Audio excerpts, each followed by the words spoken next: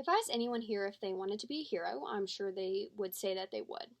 Even better, everyone could be a hero without even having to lift a finger, and that's the power of organ donation.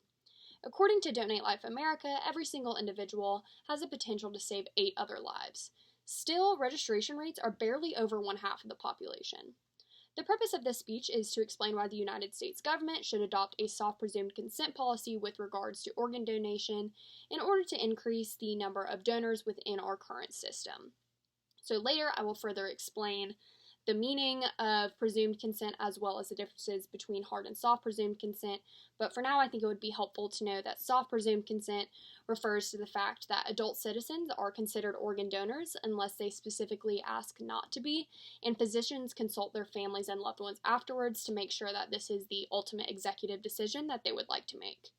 So today I will cover the organ scarcity problem in the United States, the structural differences in the organ donation system between the United States compared to other countries, and finally I will move into how soft presumed consent could serve as a viable option to this problem moving forward.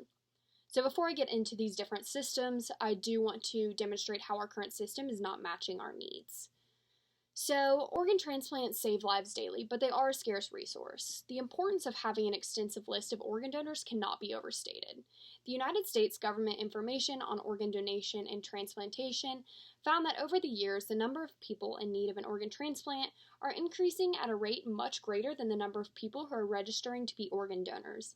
In fact, this list of those in need is increasing by approximately 10% each year.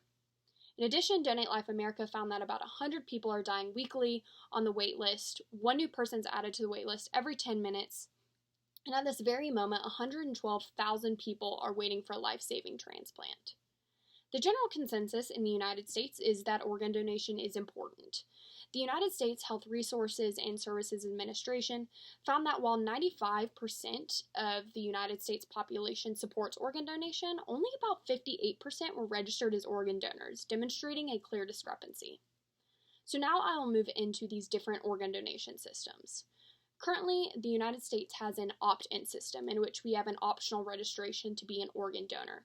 So essentially, we are not one unless we specifically indicate that we would like to be through a donor registry or through surrogate authorization from an unregistered individual at the time of death. This can be done online or when receiving your driver's license, as I'm sure many of you remember.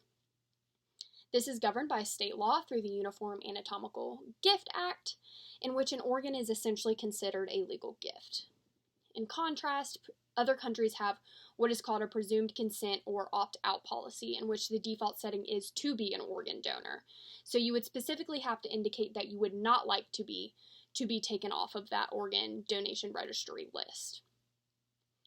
So branching off from that, there is both hard and soft presumed consent. So hard presumed consent is when families and loved ones are not consulted after death to determine if organ donation is the exact route that they would like to take after the death of a loved one. This obviously has raised a lot of ethical dilemmas, mostly surrounding patient autonomy.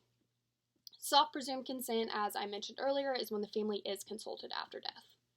So now that I've explained the differences between these two different systems, I want to move into why soft presumed consent is a viable first step towards solving this problem of organ donation in the U.S. So from a biological sciences perspective, people fall into what is called the default effect. So this is when people go for the default option, so in this case, being an organ donor, rather than trying to alter it, which could serve as an advantage. In opposition to the argument about losing patient autonomy, in an opt-out system, I would argue that it would actually allow you to gain patient autonomy because the individuals have the complete right over what happens to their organs rather than leaving it up to their families and loved ones after their death. Meredith Watson, in her article Presumed Consent for Organ Donation, A Better System, claims that presumed consent provides the greatest good by benefiting the greatest number of people by harming no one and benefiting many. So there has been notable successes in countries overseas, like Spain, Belgium, and Austria, which all have a presumed consent policy. So in Austria, their donation rates quadrupled within 8 years after introducing the presumed consent law. Spain has the highest donation rates around the world. They have a soft presumed consent policy themselves, in which the physicians are actively consulting the families and loved ones of someone who has passed after their death. And this has established trust, so much so that the refusal rate has dropped to about 15%. It is also very cost effective, as it saves the National Health Services about 200,000 euros or 218,000 US dollars in medical costs for each kidney transplant performed on a patient who is on dialysis. And because of the successes in these countries, England is actually adopting a presumed consent policy themselves in the year 2020. So today we have looked at organ donation in the United States and have seen why our current system is not meeting the needs of our public. We have gone over how our demand is outweighing our supply, the differences between an opt-in and opt-out or presumed consent policy, and why we believe that a soft presumed consent policy is a viable solution to this problem. The largest hurdle to presumed consent is conquering the public perception of it. If we are to recognize the need to change our framework for organ donation and negate this hard presumed consent that we have stamped in our minds, we can recognize that soft presumed consent could be a very viable solution to this problem.